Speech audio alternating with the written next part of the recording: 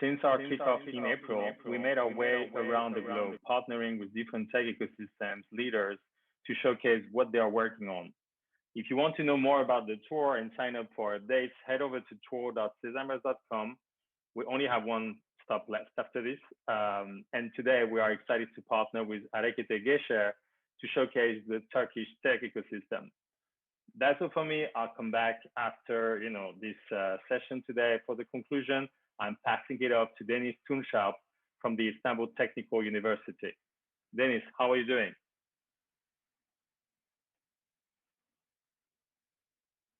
You're mute.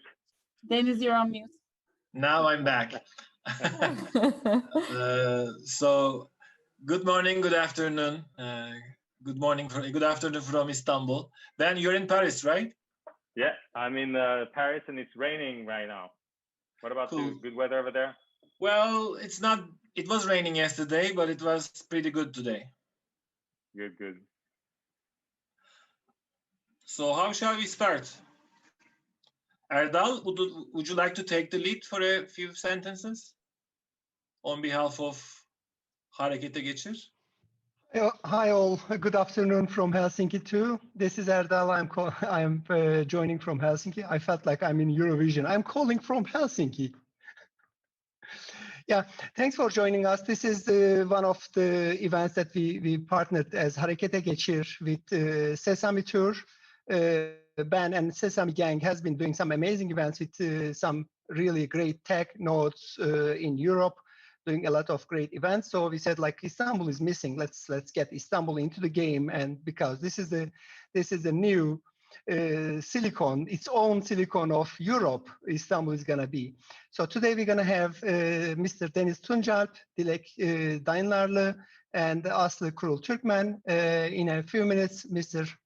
Erol from City of Istanbul will also join us, and let us hear what they have in Istanbul, what they are cooking for us. Deniz, ball on your court.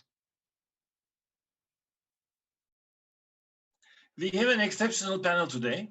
We have investors, municipality representatives, CIO of Istanbul. We have Endeavor Turkey here. So pretty much our panelists are going to cover what we have in Istanbul and what's happening recently, as well as what it may propose, what it may provide to potential tech investors, tech startups that might be willing to come Istanbul.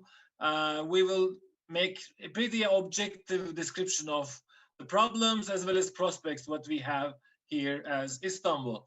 First, we will start with Dilek. Dilek has a very important meeting today, right after this session. We'll be meeting with her limited partners and investors. So thank you for coming here as one of our panelists. I would like to start with Dilek. So as an investor, I'm sure you have been seeing a lot of potential startups at different stages. How are your observation? What do you observe from Istanbul? Sure, thank you, Deniz. For you, always, by the way. I might seem a bit stressed, but I will be okay. So I think it seemed my age is gonna come up. So I've been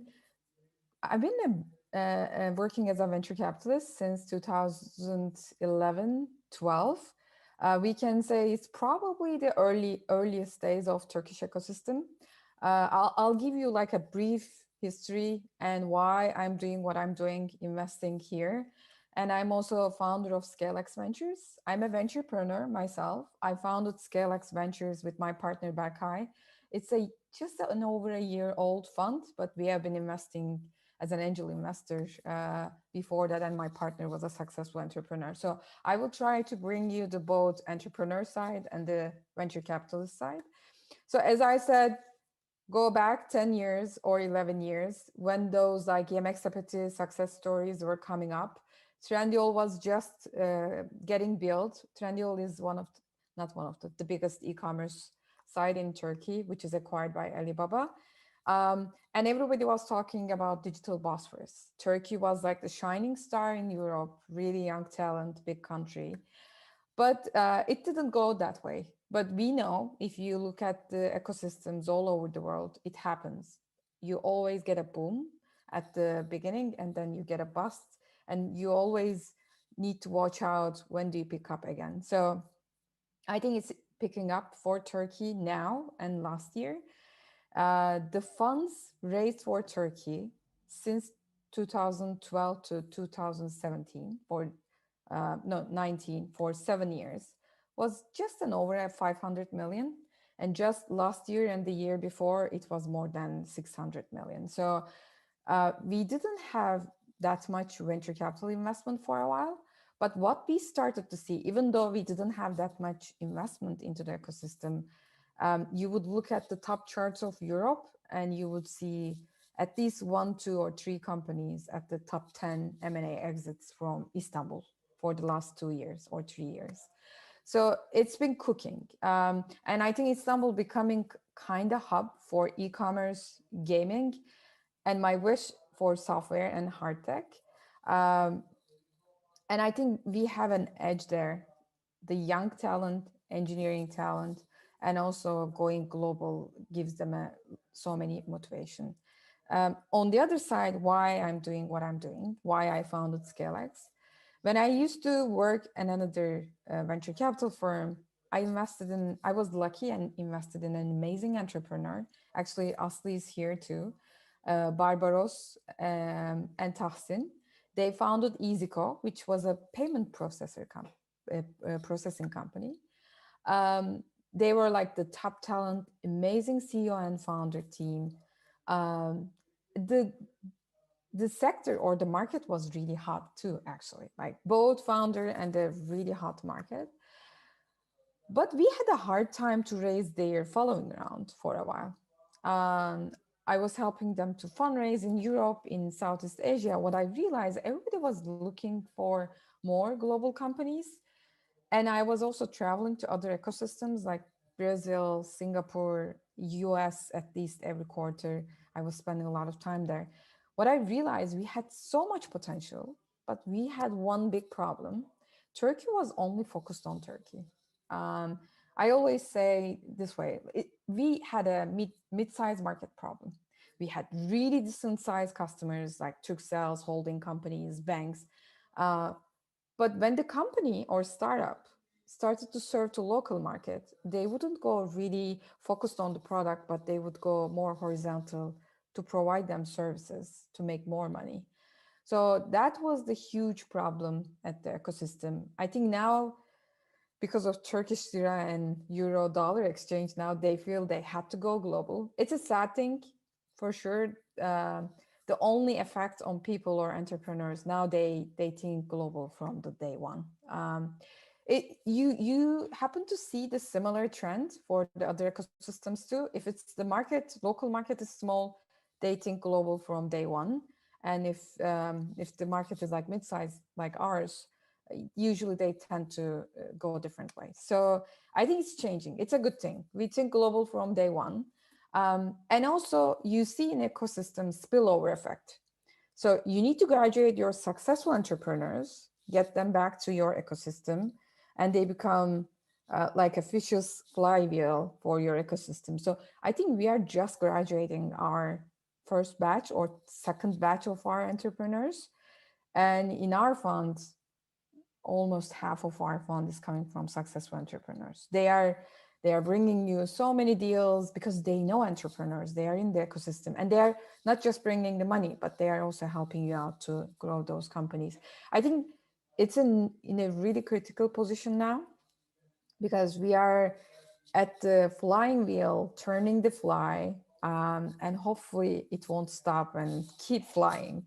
So, and what we do at ScaleX, we love high-tech companies. We invested in like autonomous trucking, AI softwares, low code.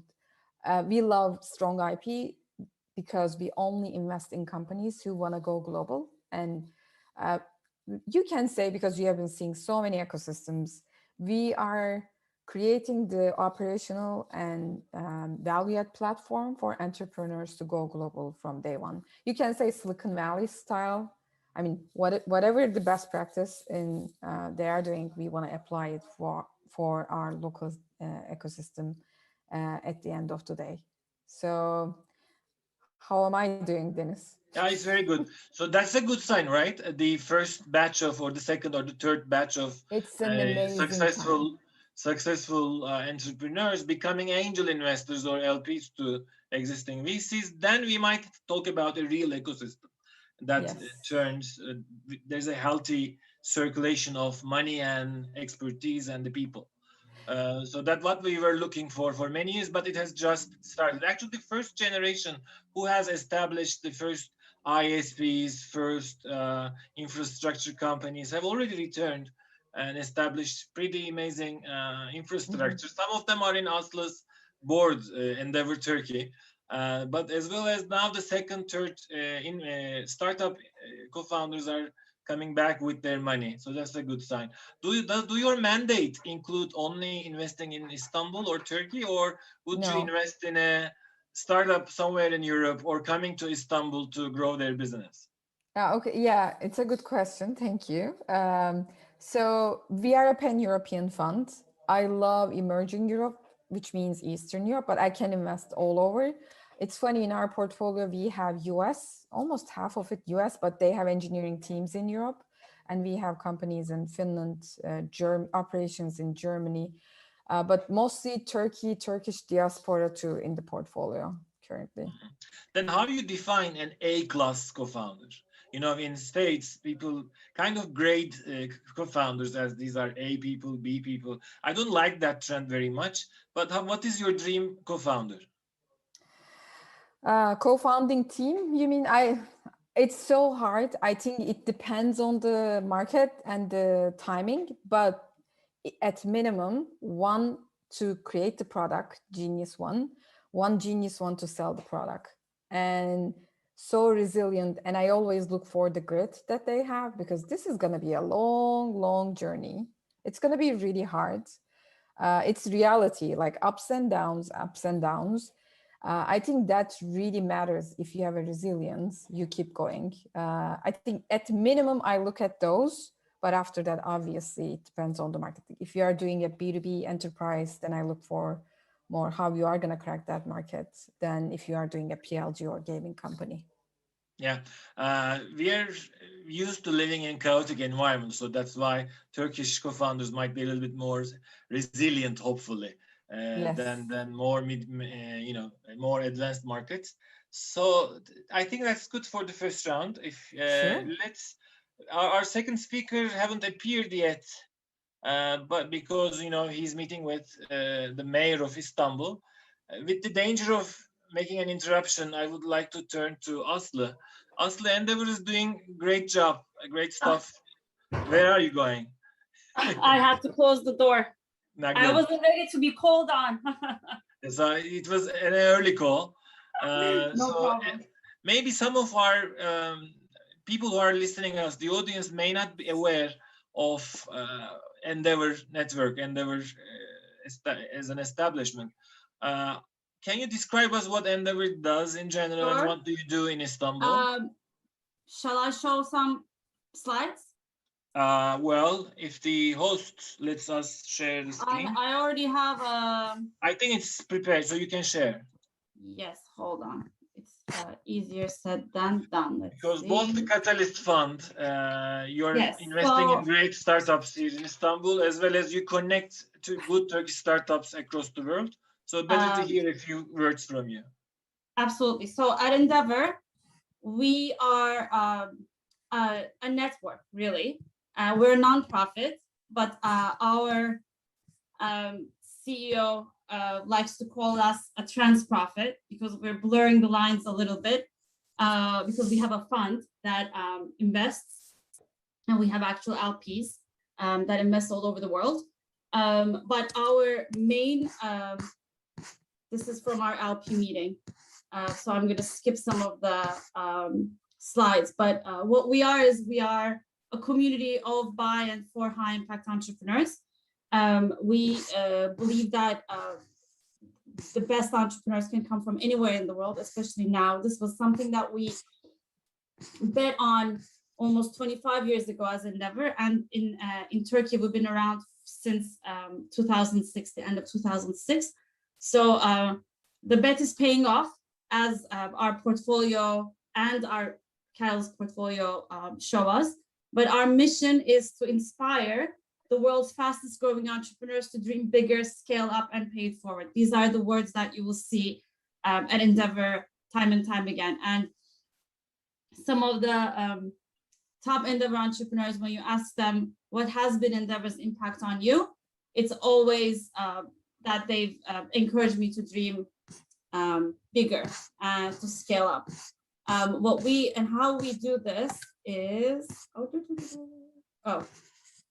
so this is what we believe, basically.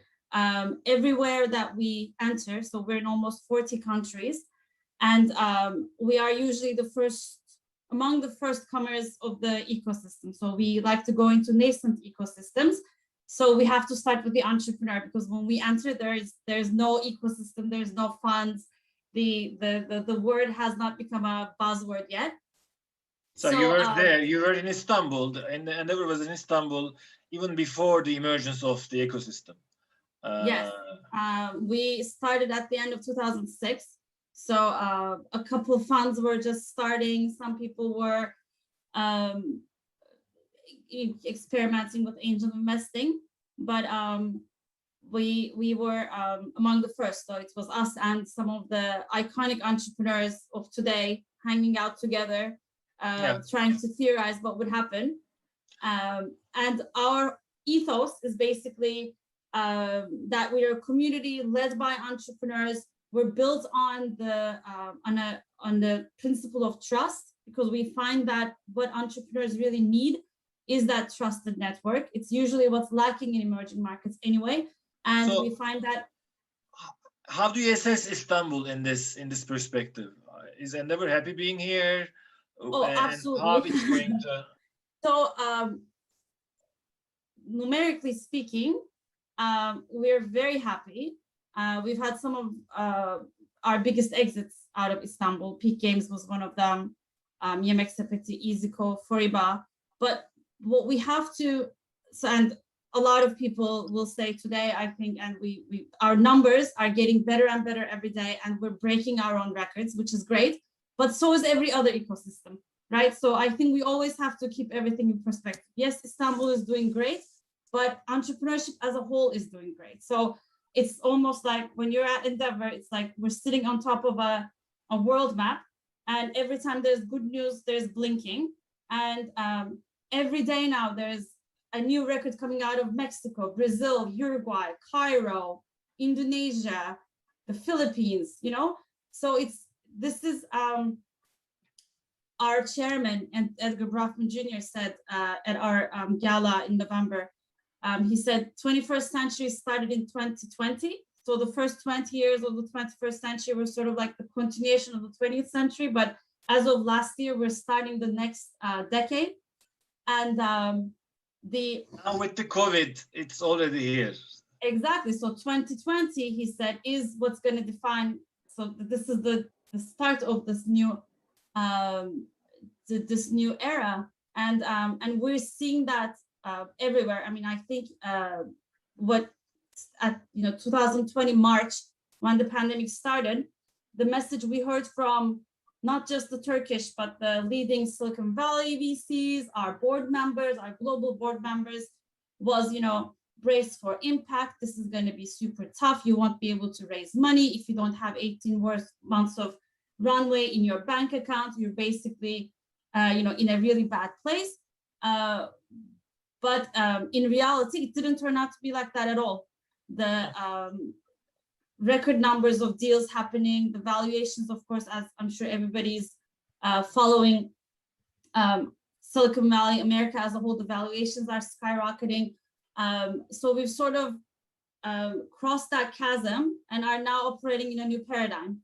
And I think in terms of Istanbul, there is advantages and disadvantages to this, and we're living this daily. I think the competition is more global than it's ever been, and thankfully, as Dilek said, our entrepreneurs have already started thinking globally. I would say about 3-4 years ago, and they're executing accordingly. I think our biggest challenge is talent. everyone's biggest challenge is talent. I think if you ask this to any entrepreneur in the world, they'll say talent. The good news is the company's talent doesn't have to be physically in one place anymore. The bad news is you're competing for talent with every other single entrepreneur in the world.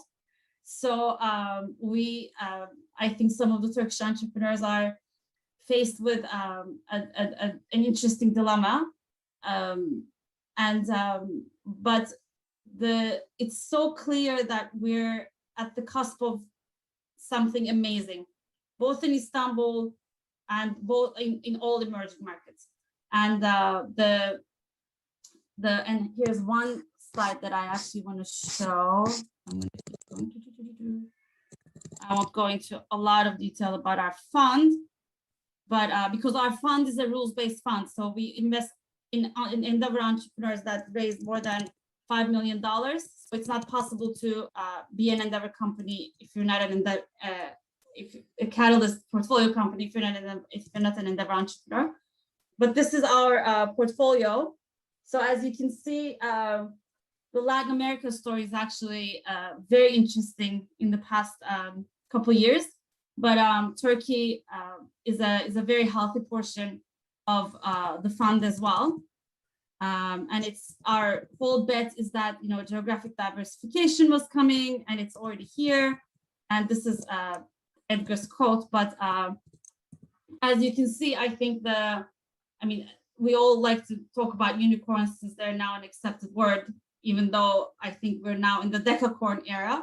But in terms of the unicorns, I think the hegemony of the United States, China geography is being shattered every single day. And now we have 27% of the unicorns coming from outside of that geography. And a good portion is and will be coming from Turkey, I think. So obviously, there's a lot more to be done, but we, based on our pipeline, the quality of the entrepreneurs, I think, as Dilek mentioned, 10 years ago, when if we were having this conversation, we didn't really have a healthy Turkish diaspora. And a lot of the ups and downs of Turkey in the past 10 years has resulted in a brain drain. But I think this is also an advantage for us because now we have Turkish entrepreneurs everywhere in the world, and this didn't used to be the case. And some of them are very much tied to the Turkish ecosystem. They build teams here, and there's a lot of knowledge transfer. And if these companies are going to become truly global, I think we have to get used to the fact that founders are going to live all over the world. And what's important is to create that bridge and to make sure that there's a lot of knowledge sharing, best practices shared all over the world. And I think that we can do that. Another trend, it's too early to call it a trend, but we're seeing incoming requests from close by Endeavor countries from entrepreneurs asking how they can set up R&D offices in Turkey. So we're actually helping one company set up an engineering office which is going to become a 200-person engineering office, and they're from the CEE region. And I actually believe that this could be something exciting for us if this trend continues. I was in Saudi Arabia right before the pandemic, and a couple of Saudi companies asked us for the same kind of support as well. So I think this is also sort of a underlying trend that might be happening. In Istanbul, I just looked at the ministry's website. There are 60 universities. So yes. Unbelievable. In just one city, having 60 universities mean a lot of talent that you can exactly choose. And I think the important thing is to keep the talent. They need challenging problems to work on, and competitive salaries, and a chance for promotions and learning, etc. And I think that startups are the ones that provide this. So now we've finally seen the switch. So again, 10 years ago, it would be startups were not accessing the best talent in the country. The banks and the telcos were getting the best talent in the country, even for engineers. But now I think that has completely changed. The best startups are getting the best talent. They're still fighting over it amongst each other, but I think for the best engineers, the addresses are definitely the rising startups in Turkey.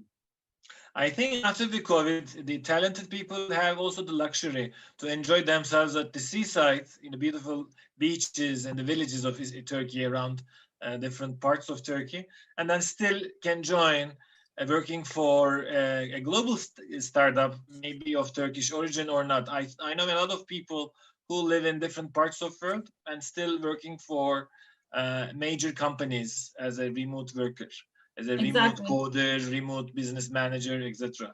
I think the COVID have brought also such a transformation, not only for big companies, as well as for more entrepreneurial startup, scale-up size companies as well. Absolutely. So how Endeavor sees the future for Istanbul? Or maybe your consideration. Maybe there is not such claim by Endeavor itself, but how do you see the future? I mean, I think the future, I'm an eternal optimist. So I think the future is bright. I think I have a lot of, I'm impressed every day by the young people that come through our programs, both in terms of how they're connected to the rest of the world, how they are thinking beyond borders. So I think we're going to get to the point where people, like it's not going to mean that much where you sit and where you work and who the distributed workforce is real.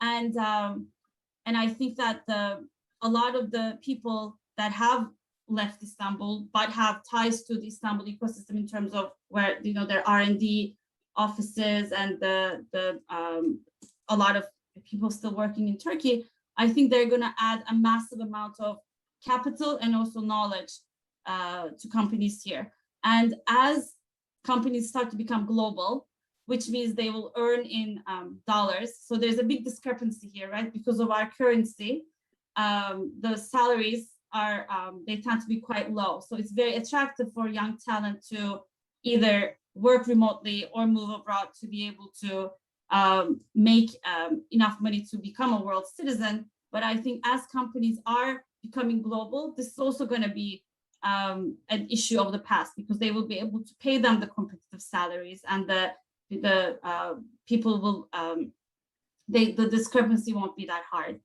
and the talent will go on to create new companies. So what we measure in some of our work is which of the entrepreneurs end up impacting the ecosystem the most, which means which are the ones that give back the most in terms of mentorship and investing, and also which startups seed the most entrepreneurs. So for example, there's a Yemek Sepeti Mafia, there's a Positron Mafia, like all these people that used to work at these companies that moved on to start new businesses. Now we're seeing an EasyCo Mafia. And the best part of this is that somebody leaves EasyCo and starts a new company. Barbaros, EasyCo's original founder, is the first to invest in them. So think of the impact that that's going to have. And we're starting to see that right now. I think we like to say we're on the third generation, the third wave of entrepreneurship, tech entrepreneurship in Turkey. And it's so much more exciting. The people are tackling really important problems, thinking globally, have networks all around the world, which means they're not closed. They're not, they're not. They have networks outside of Turkey, which is really important, as you know. Yeah. So I think it can only be better. Very good. Thank you. Thank you, Aslı. Well, actually, all the problems or these potential areas of development for startups actually requires a good test bed. And Istanbul is a great test bed for smart city, IoT, all related hard and soft technologies. And we have CIO of Istanbul with us, Erol Özgüner. And thank you for attending, Erol. Are you with us? Yes, I'm with you. Thank you for coming for the panel. I know we know that you have a terrible schedule today, but you could find a time slot to come and meet with us. Can you share us the vision of municipality? How Istanbul, as the city administration, can be a test bed for or development arena for startups from within Istanbul as well as from outside Turkey, globally as well. Thank you very much for all attendees. Actually, I'm sorry for delay, but I brought greetings from our mayor, Ekrem İmamoğlu, to all attendees and all visitors. Actually, nice chat actually, because you were also head of technology part of Istanbul Technical University, so you have good communication with lots of companies that time. Most of them are startup companies, so. I think you know one of the best person, their excitation actually, how they want to move up, how they want to scale up in Istanbul, not only from Istanbul, but also abroad, especially to America or some important European countries. So Istanbul has a great energy for this actually, because there are lots of young people and there are lots of startup companies. There are lots of new ideas for making life easier, to solve lots of life problems, something like that. Because of that, we have huge potential in Istanbul, and also not only Istanbul, but also near cities like Kocaeli, Tekirdağ, Bursa, and especially Marmara region, almost 50% population of Turkey. So they are all coming to Istanbul for creating for themselves new markets and making communication with the new companies for making scale up their company. This is very important. What IMM or Istanbul Metropolitan Municipality plans and does about this. Actually, for us, this is very important to touch startup companies or entrepreneurs, because we cannot orchestrate all the ecosystem by ourselves, because we need partnerships for this.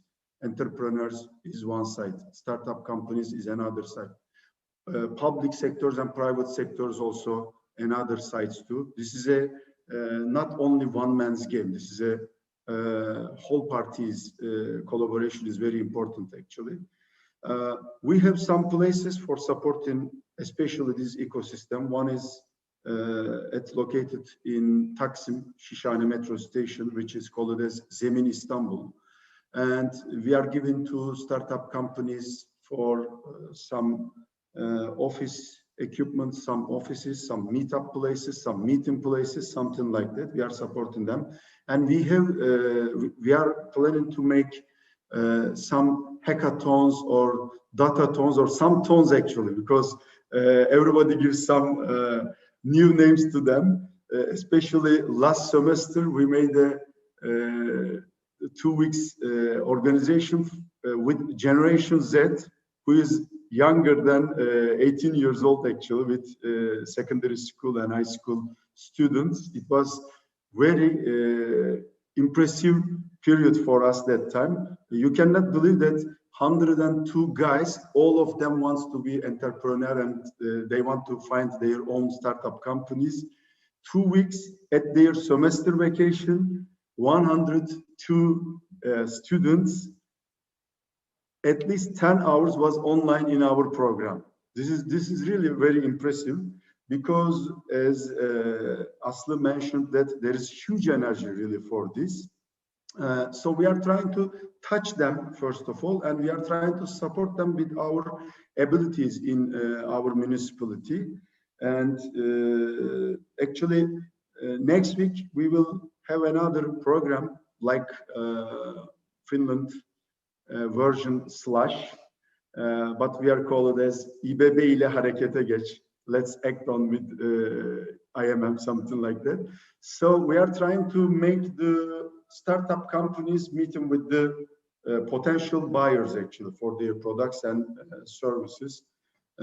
This is only 3 days we announced, and more than 2,500 application already came to us. This is very important. This is showing that how this ecosystem communicates with each other and inform each other. Oh, look, IMM makes something, so let's apply that for reaching to targeted buyers or targeted people's companies, something like that. So in Istanbul, we are trying to create for this kind of entrepreneurs office support, license support, if they need system support, cloud support, whatever else we can give to them. So we are trying to support them. And the most important, Deniz, you know very well that we have 30 entities in IMM, and some of them works on energy, some of them works on fintech, financial technologies, some of them works on waste management and something like that. So actually, these 30 entities are already ready for buying some new solution for their own processes. This is very important power for us. And we are pushing to our ecosystem. Okay, for example, our fintech companies, Belbim, has a problem for microcredit solution, for example. So directly, we are informing to our ecosystem, and you can believe that we can get in 1 week 10 or 15 solutions or how you can manage your microcredit or negative budget, something like that. This is very important. I think that we already came tomorrow, 23rd of June. So this is second year for us after election. So in these 2 years, we feel that we are communicating very well with this ecosystem. So this is very important. So we know what they are waiting for us, and we know what we want actually for supporting them and what we want for our entities. This is very important. As a briefly, I can say that IMM is a kind of potential buyers for startup solutions. This is one side. And second, and more important, we are already supporting this startup ecosystem for making them scale up actually. For me, this is more important than the other. That's a great opportunity. I know Chicago and States test a lot of local startup solutions, just as you mentioned. And then having Chicago City as their reference, those startups flourish, selling their solutions, technology, etc., to other cities of US as well as across the world. So I think having IMM, Istanbul Metropolitan Municipality, as a partner is a great opportunity for any IoT, smart city, hardware, software startups to flourish. And Istanbul is a pretty, complex, large city. If it works successfully in Istanbul, it can work in smaller or larger cities. So it's a very good opportunity. So thank you for this, decision, or thank you for this political position for supporting other startups. I'm sure the audience who's listening us will consider coming to Istanbul as well, as Istanbul municipality has such a strong support or inclination towards being a friendly customer to startups. For us, more than welcome. We are waiting for. Thank you. So now we have, with your vision as well, we have cleared a number of investor as well as startup support. Now the customer and the government perspective onto startup ecosystem in Istanbul. If you have anything to add, please do. Otherwise, I will continue with some wrapping up of the session. Okay, I want to add some phrases, please. And then I will finish. I'm sorry for taking No, that's perfectly fine. Because we couldn't arrange the questions, it's a perfect, this is a naturally flowing session now. So it's your policy issues as well as your emphasizes are very important. Please do that. Okay, thank you very much.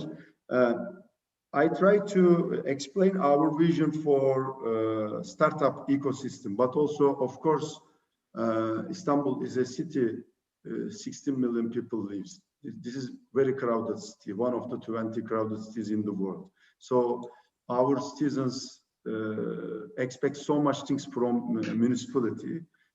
Because of that, we are not working on only startup companies ecosystem, but also for some smart city solutions, some technical solutions, something like that. I was a little bit late because we were talking to our mayor that last week in our city council, finally they accepted that internet will be in the metros, because day by day metro lines is being longer, and day by day Istanbulis spends more time underground. So they need internet, they need data communication there. Because of that, sometimes being a public sector is a little bit hard actually, because you need to persuade your city council for getting these permissions. These are very important. But this is infrastructure level. I mean, we are already spending some of our investment to our infrastructure basement too. This is fiber optic cable, data center, and some Wi-Fi solutions too. But also, we are also making some investment about IoT platforms, IoT networks, some sensors too, for example, for managing our transportation in Istanbul after post-pandemic. This is dramatically increased, almost doubled. So to making management of transportation post-pandemic, this is very important issue. So you need more sensors on the field. And so your IoT network and IoT platform management is very important. Your video analytics management are very important too. And at the end, totally, your big data analytic investment are very important. So we are working on this too. And parallelly, of course, after your infrastructure and some platform investments, of course, some vertical technological solutions are very important too. Some of them about financial technologies solutions. For example, in Istanbul, almost all Istanbulis says Istanbul card, but now Istanbul card is being digitalized in Istanbul card mobile application. From now on, you can use Istanbul card with a QR code when you are using metro, metrobus, some buses, and everywhere with QR code. You don't need to carry your plastic card. From now on, you will use only your application and only digital version of Istanbul card. This is very important for this. And we are also working on for gas and water smart meter transformation. This is another part. This is very important too. I mean, briefly, we are not working on some vertical issues. Actually, this is wide area. So we are working on all last technological evaluations too. We are trying to use them, but we are trying to serve them to our citizenship. So this is very important. I wanted to mention this too. Thank you very much. So you name the technology, there is a need for that in Istanbul, and yes. Istanbul municipality as well. Yes. So that's a general call for all tech startups from Turkey, from Europe, from abroad. So they should put Istanbul on their map and come and talk with you, present their solution, and make Istanbul their client. So you are wide open to that on many different verticals, very different areas. So thank you for this last emphasis.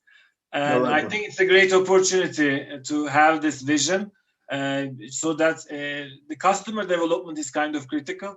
Many new startups can also base their needs analysis on the basis of your talk, and then develop some novel solutions, novel products to problems in Istanbul, so that they can sell the same product to other places elsewhere. True. So thank you. Thank you very much.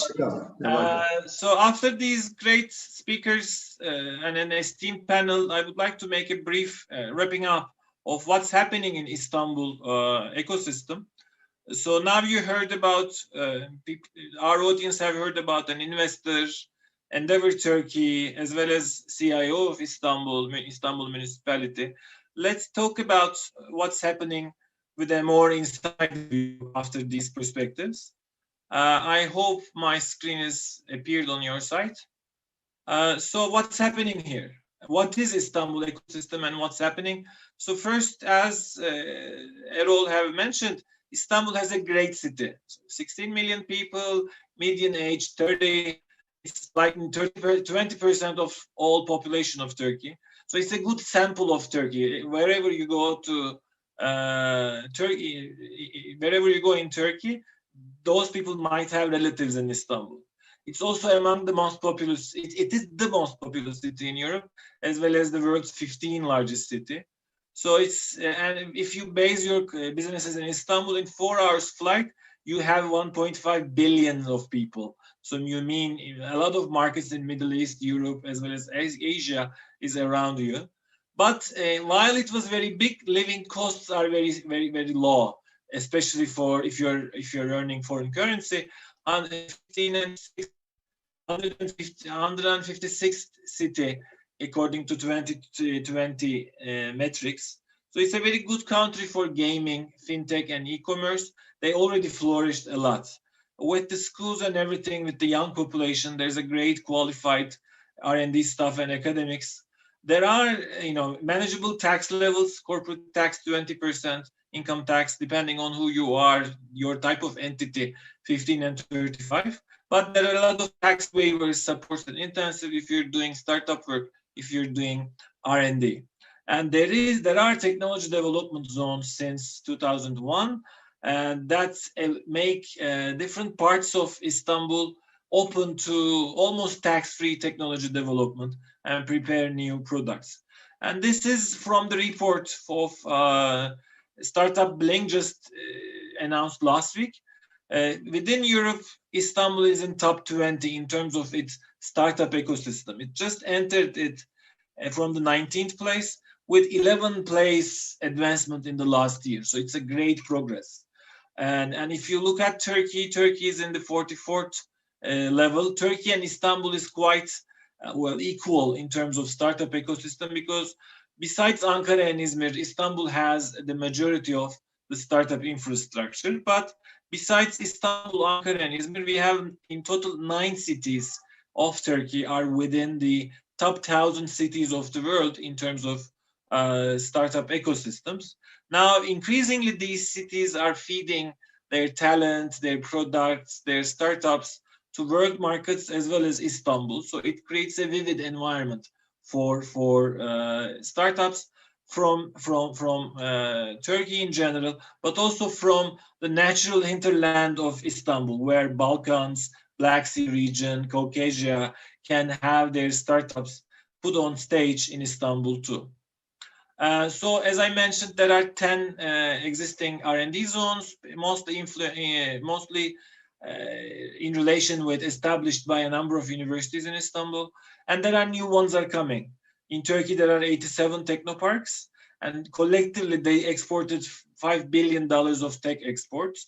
So, and big ones, not all the big ones, there are good R&D zones, technoparks across Turkey, but there are also very good ones in Istanbul. So if you want to invest, I'm sure in these science parks, technology parks, as well as the new coming ones, will find enough space for also foreign startups who are willing to grow in Turkey.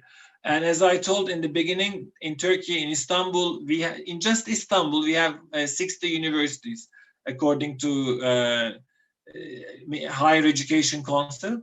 And I belong to ITU, one of the major engineering schools of Turkey, which has established 1773, one of the top 5 or 10 oldest engineering schools of the world. Not only ITU, but also many other good universities educate, prepare, create a lot of good engineering talent. You name the engineering discipline, we have them here.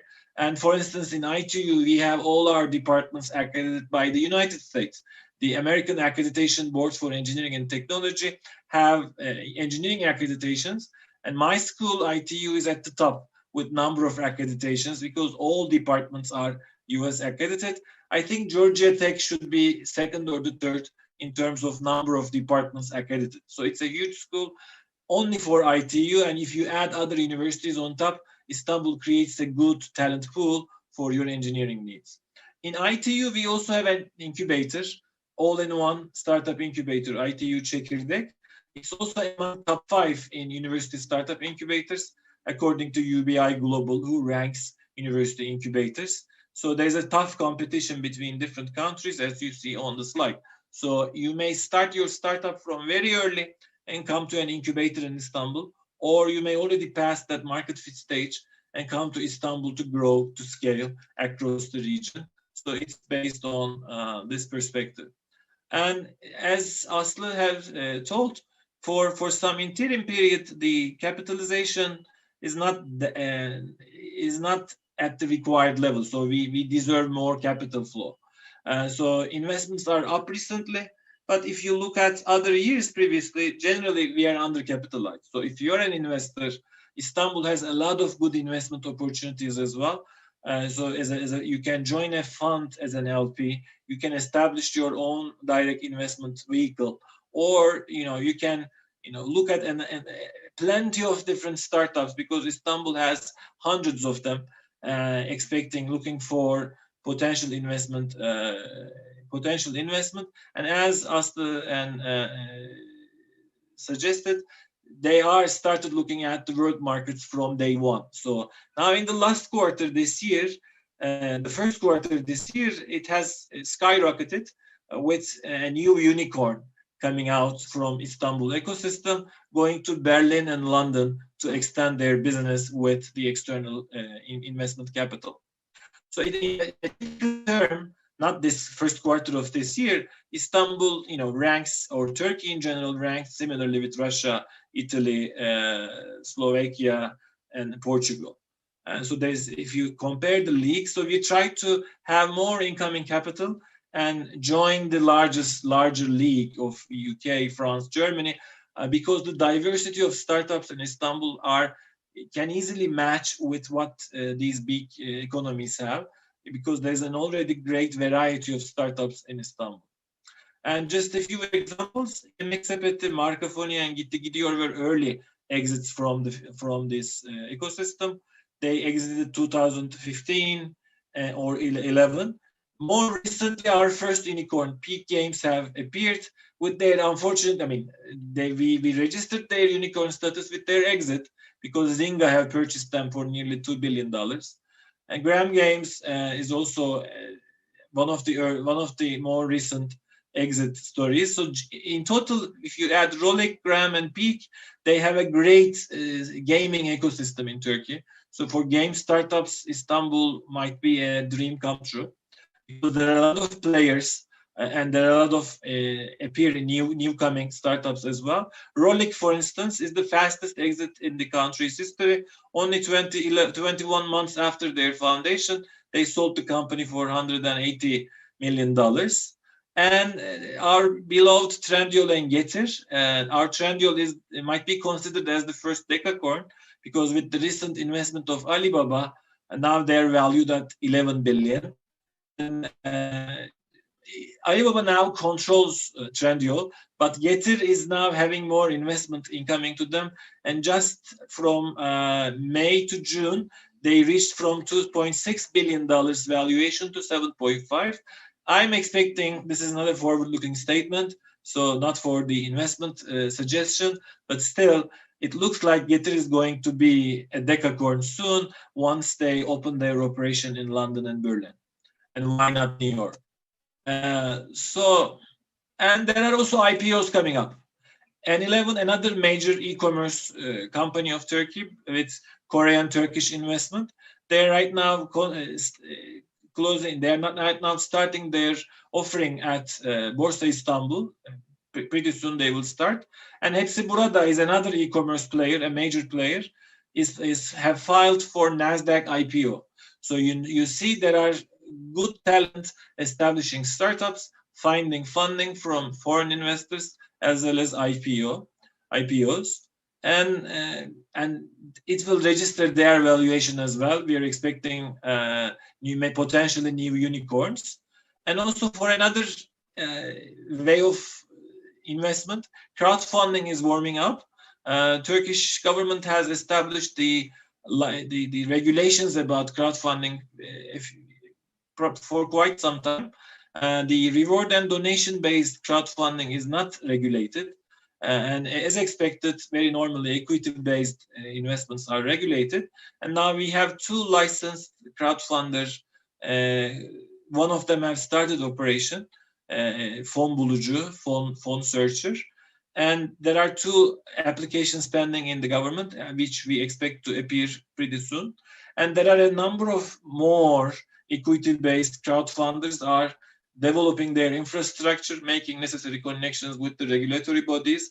In the coming months or weeks, we will hear about a number of companies applying for a license for crowdfunding, which seems in next 10 to 12 months, there will be a lot of crowdfunding platforms available looking for good projects to fund from potential investors across Turkey and then the region.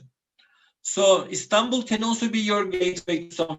I'm calling for foreign startups who consider coming to Istanbul for a more interesting life. So Istanbul could be your gateway to San Francisco. Right now, there are 3 distinct and major accelerator programs that take companies from Turkey and Istanbul, training them for landing in USA and especially San Francisco, and put them in the San Francisco market. And these companies keep their tech teams in Istanbul, in these techno parks, in tax-free environments, have the cost advantage and use this as a competitive advantage in the US market with these programs. So why not another company, another startup from Greece, Bulgaria, Romania, you name the country, from the region, maybe from France, Italy as well, come to Istanbul, enjoy the cost, enjoy the size of the market, as well as put their people and also the tax-free advantage, and put their people to San Francisco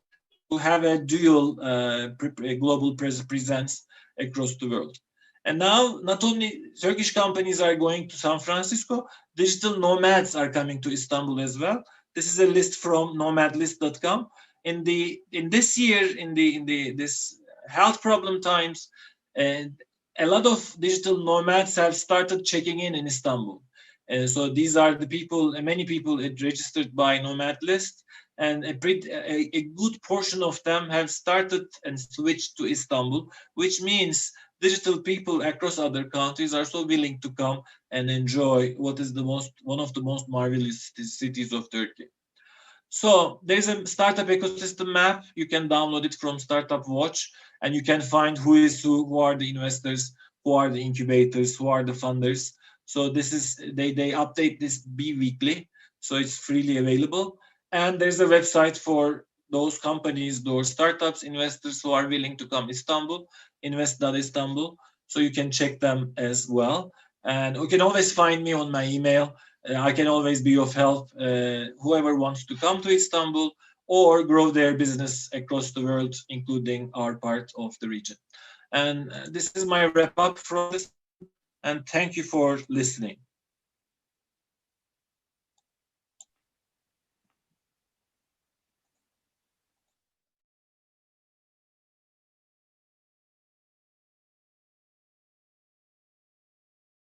This is the end for today's tour stop. I wanted to thank you, Deniz, for being our host today, our Turkish partners, and all the speakers involved in today's event. I see you now. Yeah. So there is this connection problem. In the COVID times, everybody is online. The infrastructure is having problems. So that was my camera was closed. No worries. So I was just giving a bunch of info as a wrap up.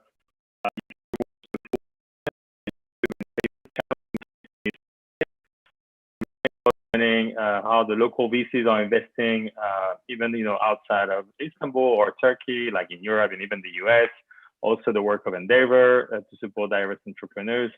There is Wi-Fi, or there will be Wi-Fi in the metro in Istanbul. All of this was a very packed, session. And at the end with you, Denise, like learning a bit more about the local startup ecosystem. So thank you so much for bringing that knowledge to our community and, putting the spotlight on Istanbul today and on Turkish ecosystem. Next week, we have the 12th and final stop of the tour will be in Belgium. So be sure to join the session. It's curated with StartupsB and ScaleUp.eu. And if you're not registered yet, you can do so on tour.sesamers.com. I invite you to subscribe to selected.sesamers.com, the event guide for professionals. And I want to thank the team who makes this possible every week since mid-April, and to French Tech for supporting Sesamers on tour. That's it for me. See you next week.